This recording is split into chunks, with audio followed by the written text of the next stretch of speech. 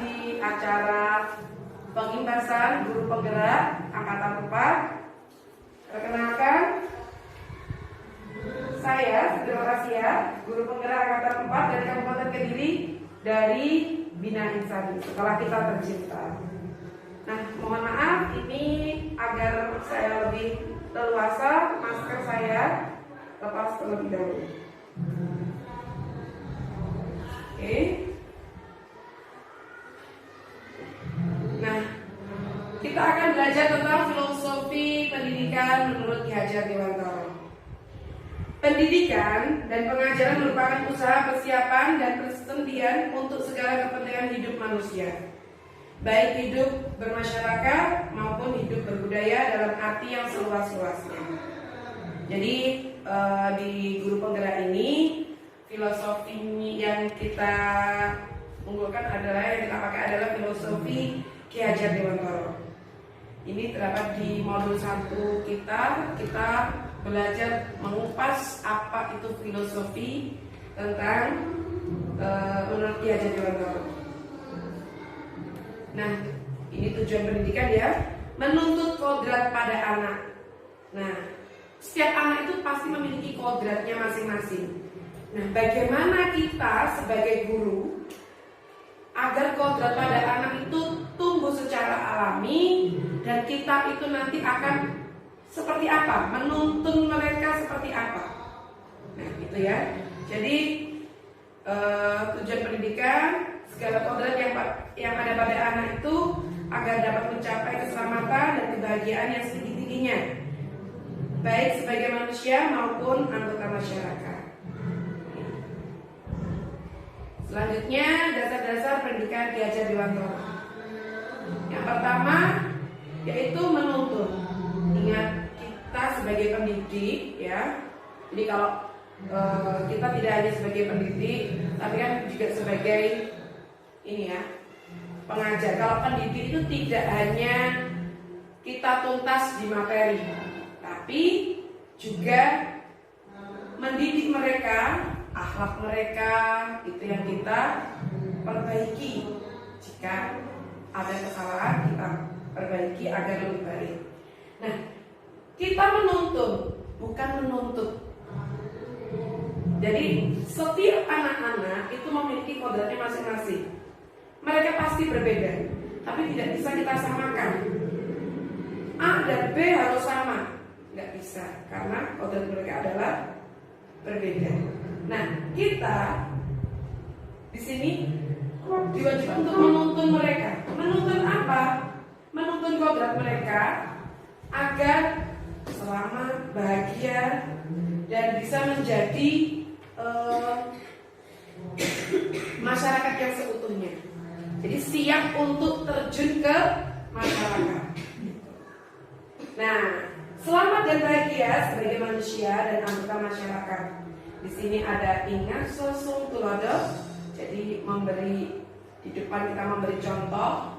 Ingat Madyo Mangunkarso. Di tengah kita itu memberi dorongan kepada mereka, memberi motivasi. Tutwuri handaya. Jadi kita itu juga memberi motivasi, memberi dorongan kepada mereka, dan juga menjadi contoh yang baik untuk mereka. Selanjutnya yaitu kodrat pada anak. Jadi sebenarnya anak itu kan apa ya? Namanya hak asasi manusia. Jadi mereka itu pasti ingin merdeka. Kita pun juga seperti itu. Ya, kalau kita terlalu dikontrol dengan berlebih, kita pasti, atau dikekang dengan berlebih, pasti kita juga merasa tidak nyaman. Sama dengan anak-anak. Ya, manusia adalah manusia yang dari hidup lahir atau batinnya tidak bergantung pada orang lain. Akan tetapi bersandar atas kekuatan sendiri. Namun manusia itu adalah makhluk sosial, tidak mungkin dia lepas dari masyarakat yang lainnya, gitu ya. Jadi pasti akan saling mengisi dan saling mengayomi, gitu ya. kan. Nah, kodrat pada anak selanjutnya yaitu bermain. Apalagi kalau anak di sekolah kita adalah sekolah dasar, pasti kodrat mereka itu pengen bermain. Nah, alhamdulillah kita selalu mendapat upgrading ya, bagaimana cara mengajar kita agar tidak membosankan dan mereka itu terasa belajar sambil bermain. Nah, itu yang pasti disukai dengan anak-anak. Nah, sama dengan kodrat anak ini, yaitu bermain adalah salah satu kodrat anak. Pikiran, perasaan, kemauan, tenaga, jadi cipta, rasa, karsa, karya, budi pekerti, itu sudah ada pada diri anak sejak lahir. Nah, kita nanti tinggal mempoles mereka agar lebih kreatif, lebih mandiri, seperti itu. Jadi apalagi kalau kita bisa menciptakan belajar sambil bermain, itu sangat luar biasa. Karena insya Allah sekolah di SDIT Bina Insani Kediri gurunya luar biasa. Pasti menciptakan bagaimana anak-anak itu biar tidak bosan, gitu kan? Nah, pendidikan berpihak pada anak. Bebas dari segala ikatan, suci hati mendekati sang anak, bukan untuk meminta sesuatu hak, melainkan untuk berhamba pada sang anak. Berhamba di sini itu bukan kita menyembah anak, bukan ya, tapi kita berpihak pada anak. Jadi berhamba pada anak di sini itu bukan kita menyembah anak-anak disanjung-sanjung sampai dia itu misalkan, guruku pasti membolehkan. Jadi tidak seperti itu. Akhirnya nanti diremehkan, tidak. Tapi kita berpihak pada anak. Nanti kita ini kan ya, contoh-contohnya kita misalkan gini, langsung aja. Contohnya misalkan kita jika ada anak terlambat, kita tanyai dulu, kenapa anak terlambat? Kenapa hari ini? Misalkan ada si A itu yang biasanya perilakunya berbeda, murung atau bagaimana, pasti kita tanyain dulu. Ya. Setelah kita tanyain, kita misalkan klarifikasi, motivasi dan begitu. Jadi berhamba pada anak itu berpihak pada anak, tidak langsung memarahi, datang langsung kenapa itu lambat lagi gitu ya. Jadi nah itu nanti materi selanjutnya kita bahas lagi. Oke. Nah, pendidikan Ki Hajar Dewantara bukan tabula rasa ya. Anak bukan kertas kosong yang bisa digambar sesuai keinginan kita. Nah itu tadi ya, menuntut anak untuk A, B, C, D, kamu harus pintar matematika. Pokoknya kamu harus pintar perkalian dan sebagainya gitu ya. Tapi anak itu sudah memiliki kodratnya masing-masing yang masih samar-samar, dan kita sebagai pendidik itu memperjelas yang samar-samar itu tadi, memfasilitasi mereka, membantu mereka menebalkan garis yang samar-samar itu tadi. Atau mungkin dia punya potensi apa, ya itu yang kita kembangkan. Jadi agar mereka menjadi manusia yang siap terjun di masyarakat dia. Dasar pendidikan Ki Hajar Dewantara yaitu selain itu yang nomor 6 adalah budi pekerti. Yaitu budi pekerti, watak, karakter adalah bersatunya perpaduan harmonis antara gerak pikiran, perasaan, dan kehendak atau kemauan, sehingga menimbulkan tenaga atau semangat. Jadi kalau anak-anak kita, kalau kita memberikan yang berpihak pada mereka, terus kita ramah dengan anak-anak, mereka pasti akan merasa nyaman. Dan sekolah itu pasti akan sesuatu hal yang ditunggu-tunggu oleh mereka. Hari ini aku langsung semangat untuk bangun dan mandi, bersegera karena mau berangkat sekolah.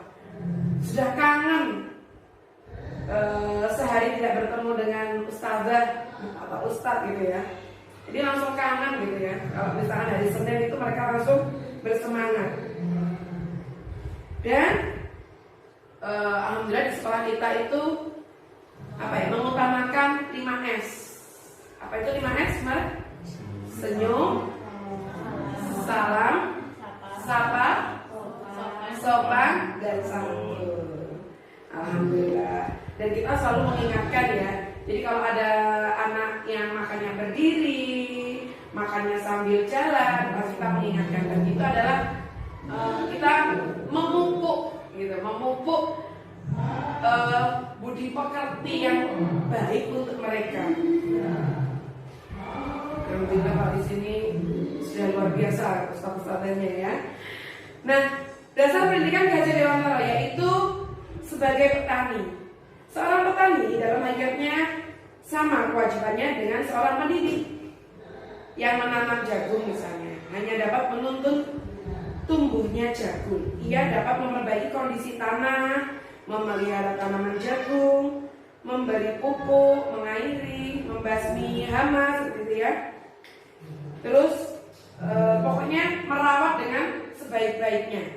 Nah, jadi seorang petani jangan berharap kalau menanam jagung nanti tumbuhnya ingin ketela atau apa gitu ya. Jadi kalaupun misalkan ini ada benih yang super, satunya biasa-biasa saja.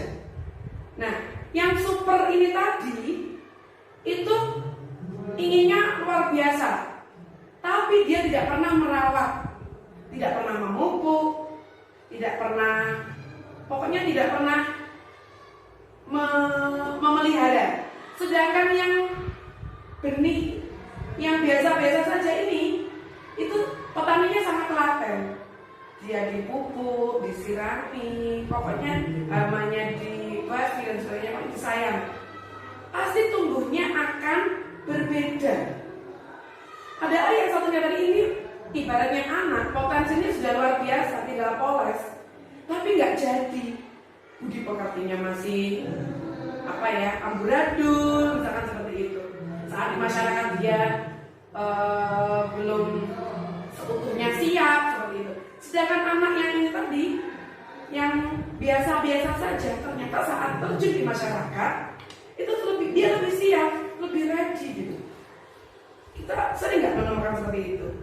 Sering sekali ya, apalagi kalau anak-anak itu sudah keluar di kelas 6 gitu ya, di jenjang berikutnya kita kan, ya Allah Mbak, kalian sangat santun sekali gitu ya.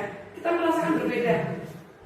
Ternyata lulusan Bina Insani gitu ya, di luar sangat luar biasa gitu. Padahal dulunya waktu kelas 1, 2 dia masih ya seperti itu mengerjai temannya dan sebagainya gitu ya. Tapi karena ketelatenan kita semua, akhirnya mereka itu ternyata siap terjun di masyarakat. Nah, kita refleksi dari filosofi Ki Hajar Dewantara tadi itu, ingat, menuntun bukan menuntut. Ya, kita menuntun siswa mempoles dirinya yang samar-samar tadi agar terlihat lebih jelas potensinya. Kita menuntun mereka memiliki budi pekerti yang luhur, tapi kita tidak menuntut mereka akan menjadi, kamu harus jadi dokter, kamu harus jadi ini gitu. Kita tidak menuntut, tapi menuntun ya. Merdeka dengan menghormati kemerdekaan orang lain. Berhamba bukan menyembah, tapi berpihak pada anak. Jadi seperti tadi itu contohnya, kalau kita, setiap anak pasti memiliki kesalahan. Tidak hanya anak ya, kita pun juga seperti itu. Tapi kita berpihak pada anak, meminta klarifikasi, memotivasi mereka, terus menuntun mereka. Budi pekerti bukan tentang perilaku yang salah dan benar. Bermain, belajar adalah mengalami pembelajaran bermakna dan menyenangkan, dan ini pasti disukai pada siswa.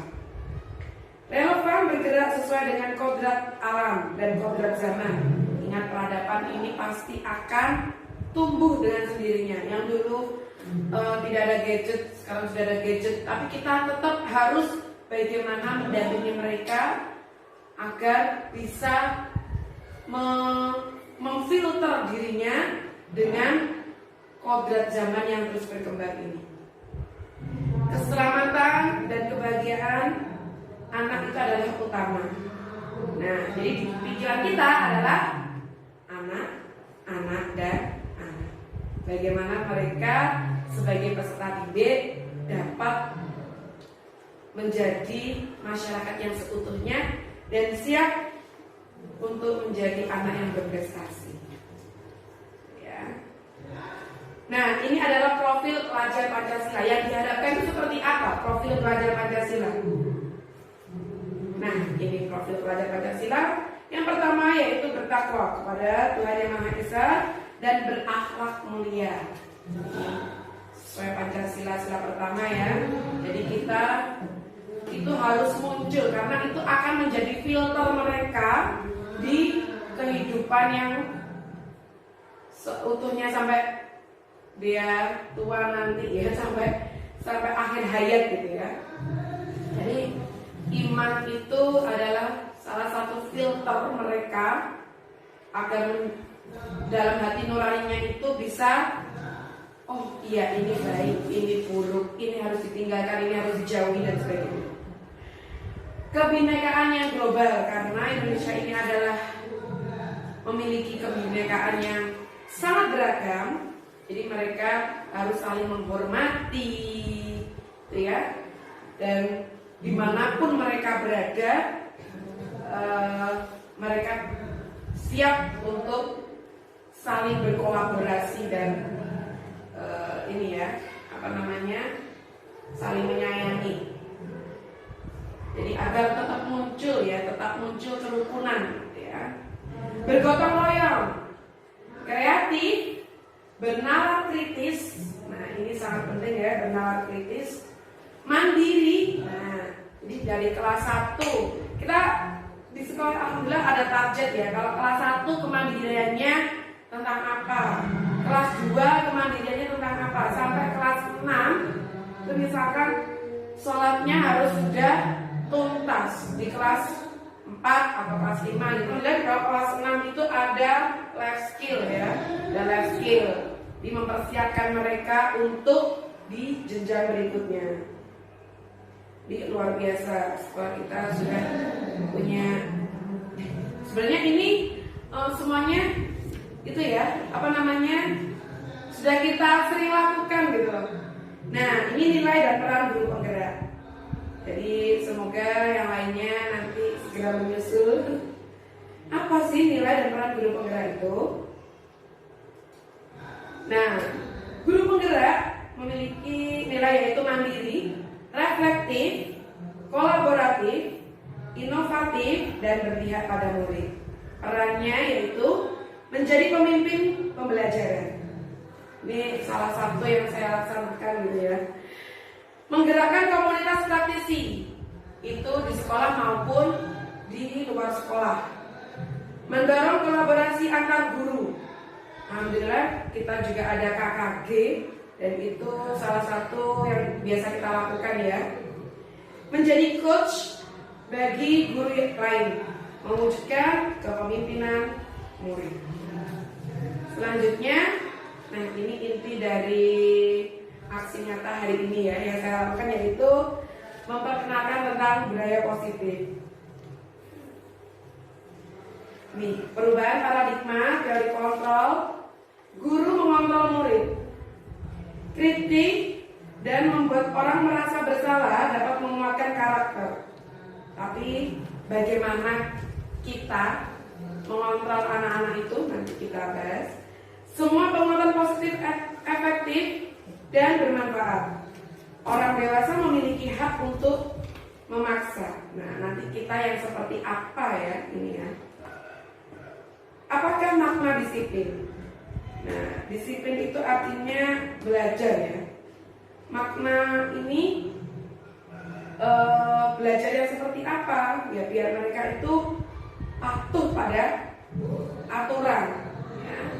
Dilakukan ini ya untuk mendapatkan kepatuhan. Kecenderungan untuk umumnya adalah menghubungkan disiplin dengan ketidaknyamanan, bukan dengan apa yang kita hargai atau pencapaian suatu tujuan mulia.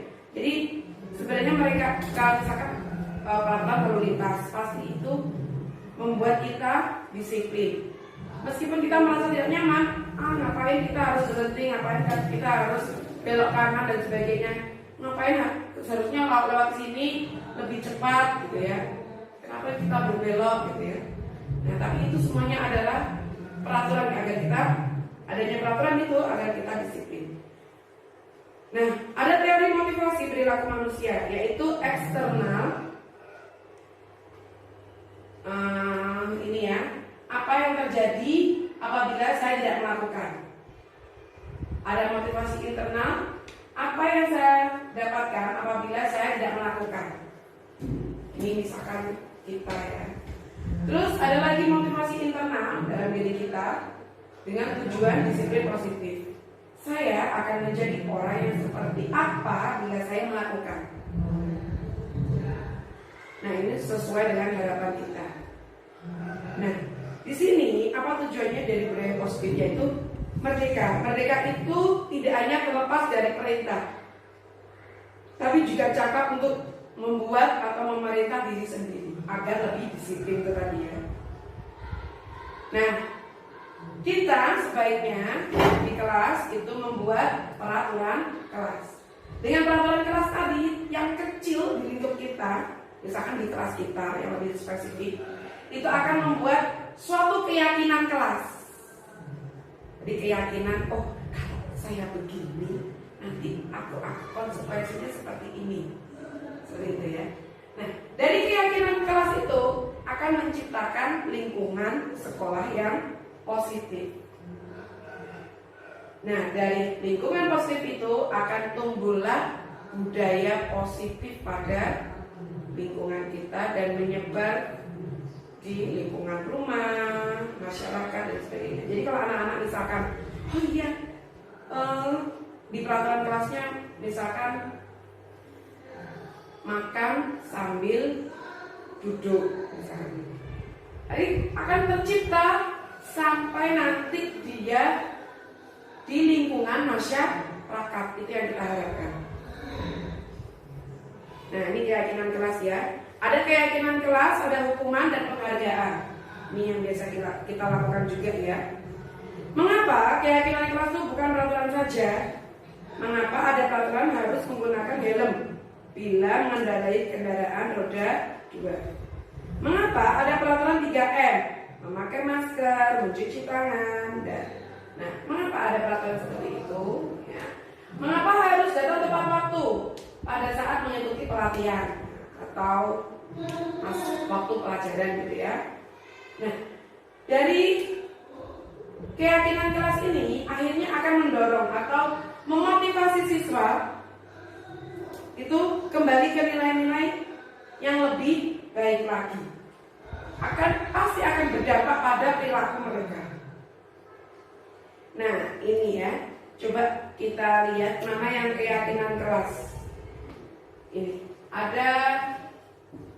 ada kesepakatan kelas ya, tapi kita lihat datang tepat waktu, mengucapkan salam. Kira-kira itu kesepakatan kelas atau bukan? Datang tepat waktu, mengucapkan salam.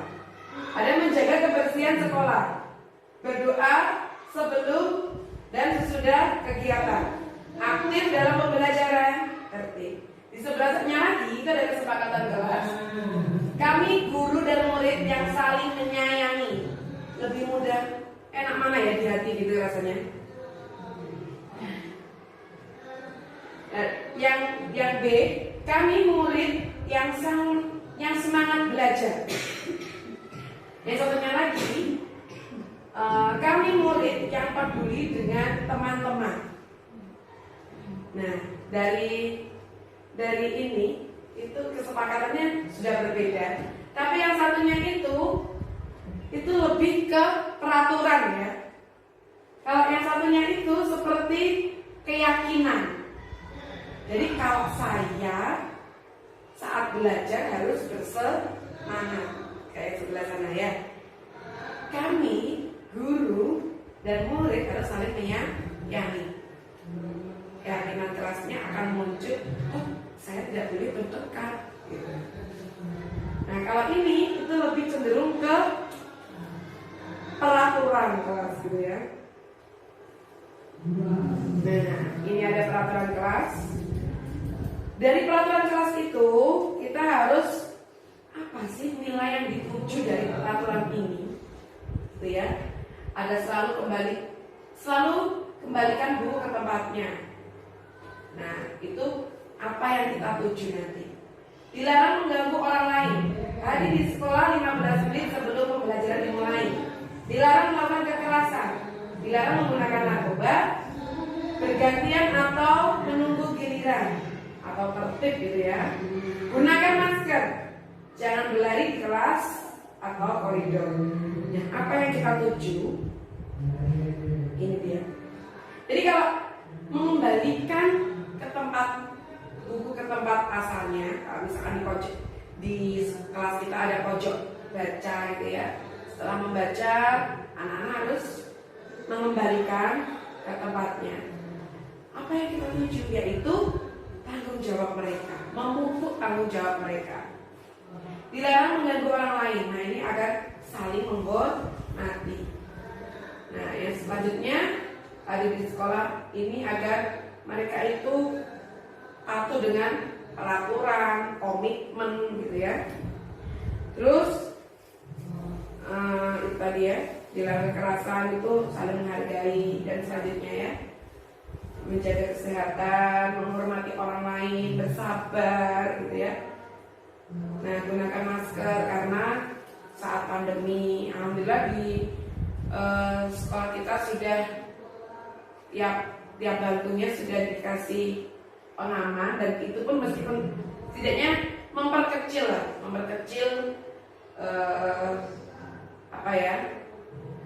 kekhawatiran gitu ya. Nah selanjutnya, nah ini bedanya ya antara hukuman dan konsekuensi. Kalau hukuman itu sesuatu yang menyakitkan, harus terjadi. Sedangkan konsekuensi sesuatu yang harus terjadi. Kalau mereka terlambat, konsekuensinya misalkan bintangnya dihapus, misalkan seperti itu. Itu adalah konsekuensi. Tapi kalau hukuman itu pasti mengena ke siswa dan akhirnya aku dihukum lagi deh, pasti akan menyakitkan di hati mereka. Nah ini ya, kalau hukuman itu membuat anak sakit fisik maupun hati dalam jangka waktu yang cukup lama. Kalau konsekuensi itu mereka biasanya sudah sadar, oh kalau aku bertengkar, aku akan mendapatkan konsekuensi dari ustadzah seperti ini, misalkan seperti itu. Jadi dia sudah sadar diri gitu ya. Nah itu jangka waktunya lebih pendek. Anak membenci kedisiplinan, akhirnya dia suka berontak gitu ya. Kalau konsekuensi, anak menghargai disiplin. Hukuman paksaan, sedangkan konsekuensi itu adalah stimulus dan tanggapan. Hukuman mendorong anak menyakiti diri sendiri, sedangkan konsekuensi itu lebih sadar diri gitu ya, mendorong anak agar mudah menyelesaikan diri. Kalau hukuman, konsep dirinya yang buruk, sedangkan konsekuensi itu konsep dirinya yang baik. Hukuman, anak belajar untuk menyembunyikan kesalahan. Jadi dia pasti akan enggak dia pasti akhirnya berbohong seperti itu. Sedangkan konsekuensi itu anak lebih mematuhi ke peraturan. Hukuman, anak akan merasa marah, bersalah, dipermalukan, merasa tidak dihargai. Sedangkan konsekuensi itu kehilangan haknya. Seperti tadi, seharusnya bintangku jadi berkurang deh. Ini aku akhirnya tidak bisa harus menyapu sebelum bermain dan sebagainya, misalkan seperti itu. Nah, jadi dibuat tidak nyaman atau diasingkan sementara. ya. Jadi kalau dia, nah ini kebutuhan dasar manusia, yaitu belong, itu apa yang mereka miliki itu pasti ingin dimiliki seutuhnya, seperti itu ya. Jadi ini hak privasiku, seperti itu ya. Selain itu yaitu power, yaitu kekuatan. Ini biasanya akan muncul percaya diri ya, luar biasa kalau dia punya kekuatan yang, nah dari mana ya, kita harus menuntut mereka itu tadi ya, freedom, kebebasan, tapi tidak sebebas-bebasnya, tetap harus ada koridornya. Fun, jadi dia namanya anak-anak ya, yang kita pun tidak hanya anak-anak, kita pasti butuh refreshing dulu ya, fun, butuh kegembiraan gitu ya. Itu akan memancarkan semangat pada diri kita. Survive. Nah ini posisi kontrol. Ini ada beberapa guru berbuat apa berkata, nanti hasilnya seperti apa, terus kaitannya itu nanti apa. Kita bahas di grup ini ya. Kalau guru itu ada yang ini ya, membuat identitas itu gagal. Identitas gagal itu menghukum, membuat merasa bersalah.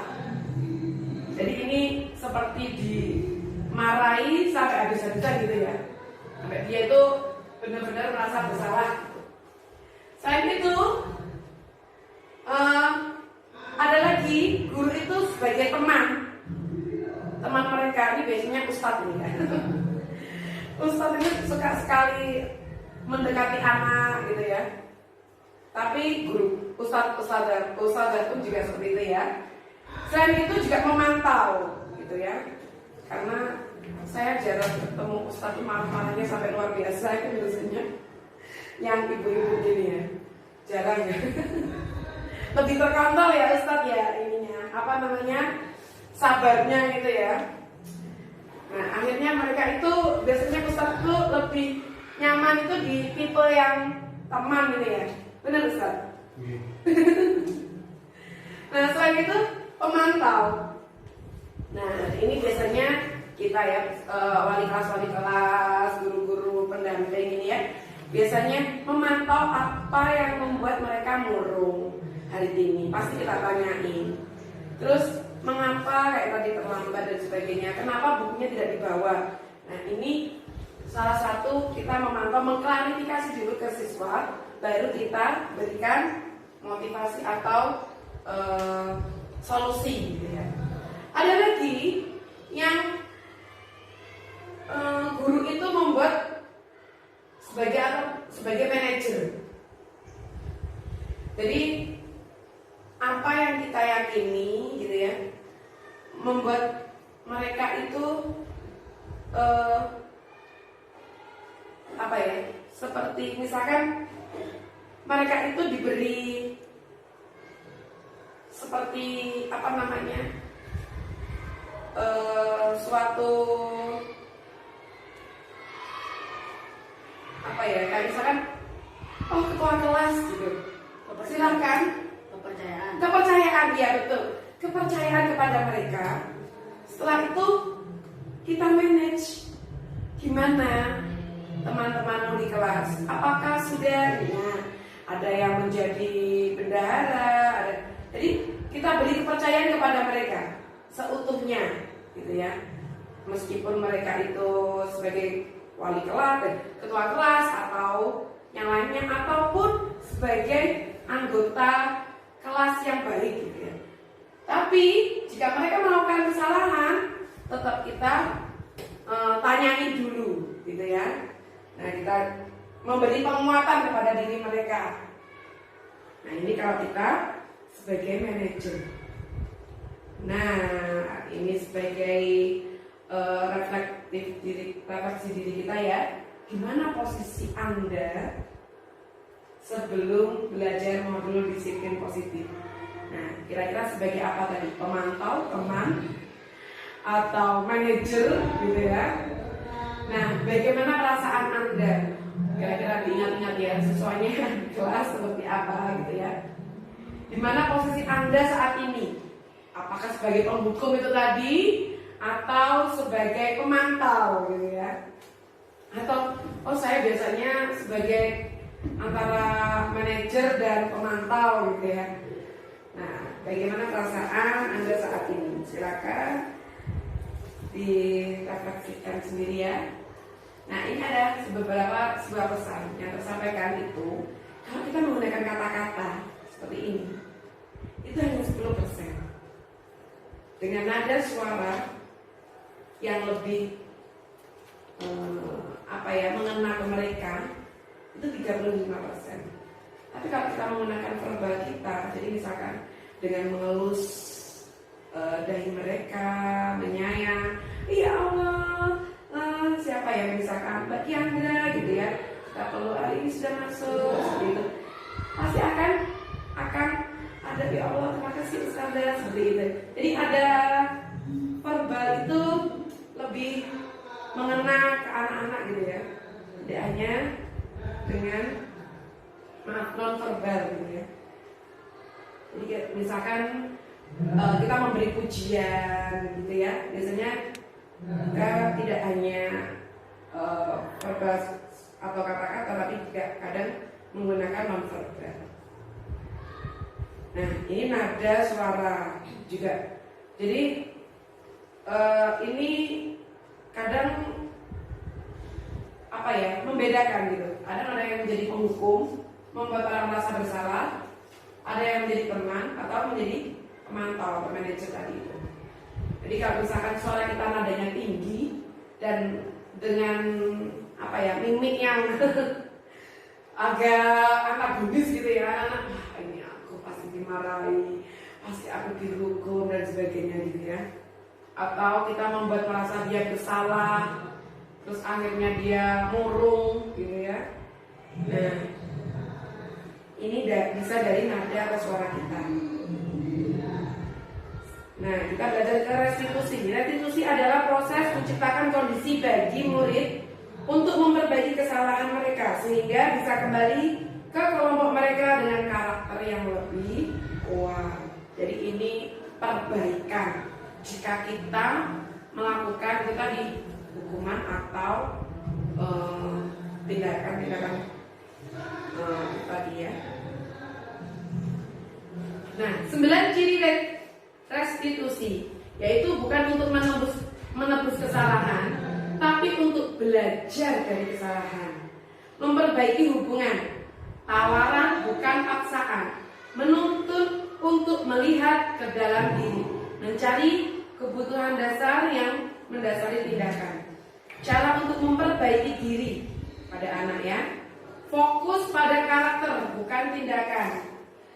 Nah, fokus pada solusi, mengembalikan murid yang berbuat salah pada kelompoknya. Jadi ini untuk memperbaiki moodnya anak-anak ya. Bagaimana kita cara memperbaikinya gitu ya. Kalau kita sudah tadi membuat mereka merasa bersalah, membuat merasa mereka dihukum dan sebagainya.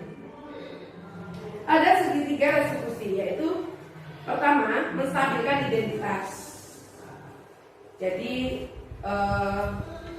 setiap orang pasti akan melakukan kesalahan ya. Nah, gimana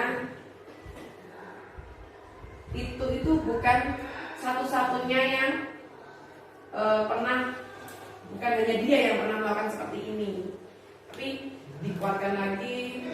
Kalau kamu melakukan ini, mungkin konsekuensinya harus dilakukan, segera perbaiki, gitu ya. Menanyakan keyakinan. Nah, kita tanyakan apakah tindakan tadi yang dilakukan itu benar, gitu ya. Misalkan dia saat pembelajaran dia bikin onar, gitu ya, lari-lari mengganggu temannya dan sebagainya. Kita tanyakan kepada, pasti anak itu di hati kecilnya itu pasti ada, oh iya ini salah, oh ini benar, gitu. Pasti ada itu. Cuman kita menguatkan itu. Oh iya, tindakan ini salah gitu ya. Saya menyakiti teman dan sebagainya gitu ya. Nah, jadi setelah menstabilkan identitas, sebenarnya tidak kamu yang melakukan kesalahan ini, tapi alangkah baiknya kamu tidak melakukan, karena kamu bisa misalkan terpleset atau apa gitu ya. Kalau misalkan membuang air minumnya dan sebagainya sembarangan gitu ya. Nah, kita tanyakan bahwa ini kira-kira baik atau enggak gitu ya. Nah, ya kita tanyakan keyakinannya. Selalu tindakan validasi tindakan yang salah. Tadi benar kita apa ya? Salah nggak kalau tindakannya dilakukan seperti itu? Kalau dilakukan oleh orang lain, kira-kira kamu gimana? Gitu ya. Validasi. Ini benar-benar salah. Jadi biar mereka itu lebih itu tadi yang samar-samar jadi jelas. Oh ini salah. Oh ini benar. Seperti itu. Kadang anak-anak itu kan kalau apalagi anak yang kelas 1 gitu ya masih paling ustazahku nggak apa-apa deh kayak gini gitu ya. Meskipun dalam hatinya mereka itu ya ini salah tapi paling nggak apa-apa deh, nggak dimarahi mungkin temanku mungkin juga baik-baik saja gitu ya. Padahal itu tidak baik-baik saja. Nah ini ya, menstabilkan identitas. Ini membuat murid merasa gagal karena berbuat salah menjadi positif terhadap dirinya. Validasi tindakan yang salah. Ini ya, ini kira-kira benar apa salah gitu ya. Saya tuh menanyakan keyakinan kepada mereka. Oke, mungkin teman-teman di sini pasti sudah ya melakukan budaya positif sesuai dengan filosofi Ki Hajar Dewantara. Silakan kalian teman-teman lakukan di kelas masing-masing. Dan mungkin ini pasti sebenarnya sudah jenengan lakukan dengan setiap hari. Meskipun saya tidak memberikan materi seperti ini, sebenarnya ini sudah dilakukan setiap hari. Cuman semoga ini ternyata di Ki Hajar Dewantara itu filosofinya sangat sama dengan apa yang kita lakukan setiap hari gitu. Jadi insya Allah materi ini tidak jauh berbeda dengan apa yang kita lakukan setiap hari. Oke, akan lebih ini ya. Setelah ini kita akan menyanyikan lagu Pelajar Pancasila bersama-sama agar lebih semangat gitu ya. Jadi tidak suara saya yang mendominasi di sini gitu. Nah, mari kita nyanyikan. Sudah tahu nyanyi Pelajar Pancasila? Oke. Belum ya?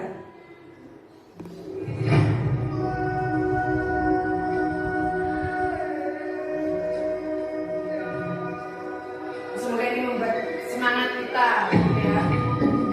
Melahirkan seorang siswa yang siap untuk menyongsong kehidupannya. Bukalah matamu, saatnya meraih mimpimu. Arahkan pandangan ke depan, Tuhan akan menunggumu. Sadarilah masa berganti, tantangan kan kita hadapi. Bergandeng tangan untuk negeri, era kita menanti berseri. Kita pelajar Pancasila, kita bernafas dalam sila-silanya.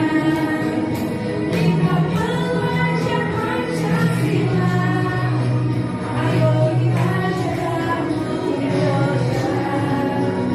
Kita pelajar Pancasila, kita bernafas dalam sila-silanya. Kita pelajar Pancasila, ayo kita jaga untuk Indonesia.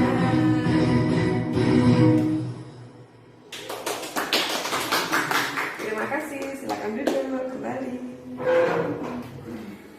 Oke, itu tadi adalah materi dari saya. Setelah ini kita buka untuk sesi tanya jawab. Oke, silakan. Mungkin dari teman-teman ada yang ditanyakan? Ya, terima kasih saudara. Tadi sudah disampaikan beberapa contoh keyakinan atau peraturan. Nah, bagaimana cara membuat keyakinan atau peraturan yang sesuai dengan ASD? Apakah disesuaikan dengan kelasnya atau bagaimana?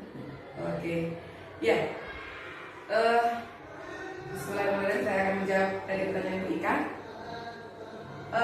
Kalau saya ya, dari saya pribadi, yaitu sesuai dengan tingkatannya. Karena per jenjang itu tetap pasti berbeda ya, antara kelas 1 dengan kelas tinggi gitu ya, antara kelas rendah dan kelas pasti tinggi, berbeda. Tapi yang kita lakukan untuk anak SD yaitu kalau bisa peraturan kelasnya itu, keyakinan kelasnya kita buat itu adalah sesuatu yang positif, gitu. Bukan misalkan contohnya tertib di kelas gitu ya, tertib di kelas. Jadi tidak ada kata jangan berbuat heboh atau berbuat onar gitu ya. Oh, pasti kata-kata negatif itu kalau bisa kita hindari untuk kelas SD ya. Jadi kita tumbuhkan ke mereka itu kata-kata yang positif seperti itu. Jadi agar termensat di pikiran mereka itu segala sesuatunya juga positif gitu. Tapi padahal itu peraturan sebenarnya. Maksudnya kesepakatan yang kita buat itu kita buat yang sepositif mungkin dan itu mengena ke siswa. Oke, terima kasih. Oke, alhamdulillah acara pengimbasan materi budaya positif dan filosofi Ki Hajar Dewantara yang saya sampaikan cukup sekian. Terima kasih atas kehadirannya dan partisipasinya. Semoga kita menjadi seorang pendidik yang bermutu dan selalu dirindukan oleh anak-anak. Gitu ya. Saya akhiri. Wassalamualaikum warahmatullahi wabarakatuh. Waalaikumsalam warahmatullahi wabarakatuh.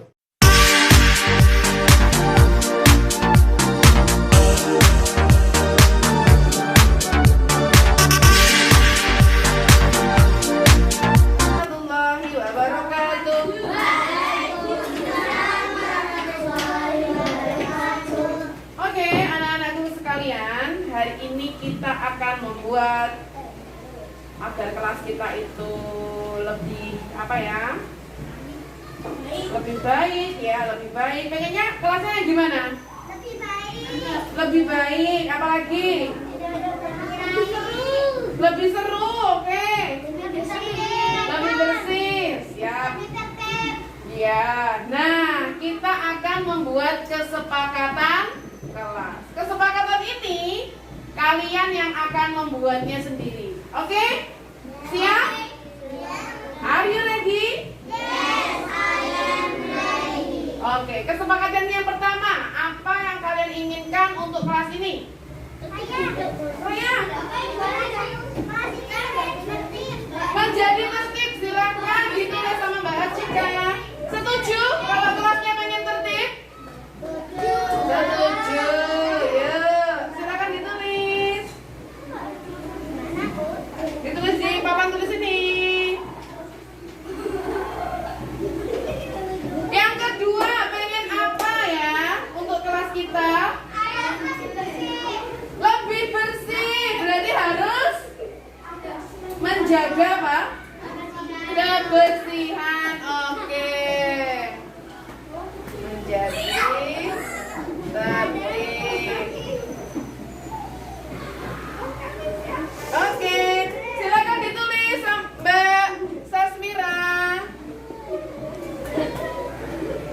Mbak Sasmira ingin kelasnya itu selalu bersih. Jadi kalian harus menjaga kebersihan. Sepakat? Oke, siap. siap. Insya Allah ya, kebersihan adalah sebagian dari pintar sekali. Ada lagi? Apa Mbak Nafisa? Apa? Hah? Jujur, iya sepakat. Di sini harus jujur. Sepakat, tidak boleh ada yang bohong. Gimana? Oke, jujur sepakat. Sepakat. Silakan ditulis Mbak Nafisa. Yang laki-laki, ayo. Apa lagi ya? Menonton TV di sekolah nggak ada nonton TV. Apa Mas Irgi? Iya, ada aturannya. Ini buat kesepakatan.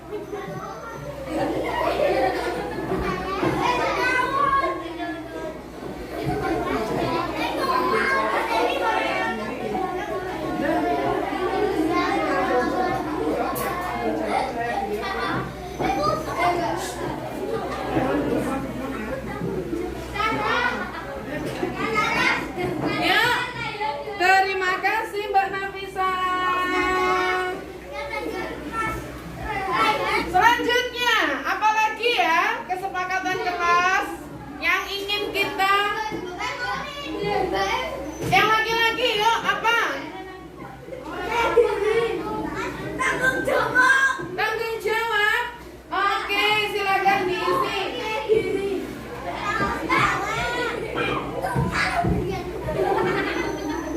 Oke, Mas Brian pengen kelasnya apa, Mak? Bertanggung jawab, tanggung jawab. Sepakat nggak? Jadi kalau ada apa tanggung jawab itu contohnya apa contohnya? Oh, kalau ada orang yang salah harus tanggung jawab. Sepakat? Oh, harus bersamaan gitu ya. Kalau ada tugas,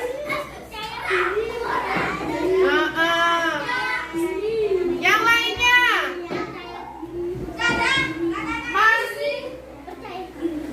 Mas percaya diri. Sepakat? Apakah di sini masih ada yang belum percaya diri untuk maju ke depan? Oh, ada ya? Ada? Oke, silakan ditulis. Mas Valen kemana mana? Belum percaya diri?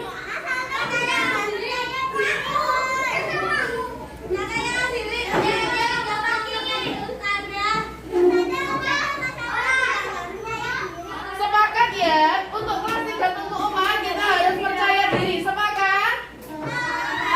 Oke. Ustazah ulangi lagi. Untuk kesepakatan kelas 3 tunggu Uma. 1. Tertib di kelas. Ini tertib di kelas ya. Sepakat? Mas Valen, Soli, menjadi lebih bersih atau menjaga kebersihan ya ini. Sepakat? Jujur, sepakat? Tanggung jawab, sepakat? Percaya diri, sepakat? Oke, untuk anak-anak solih-solihah ini nanti kita akan kita tempel kesepakatan kelas kita. Nah, kalian harus gimana? Ini kesepakatan yang telah kita buat, berarti harus kita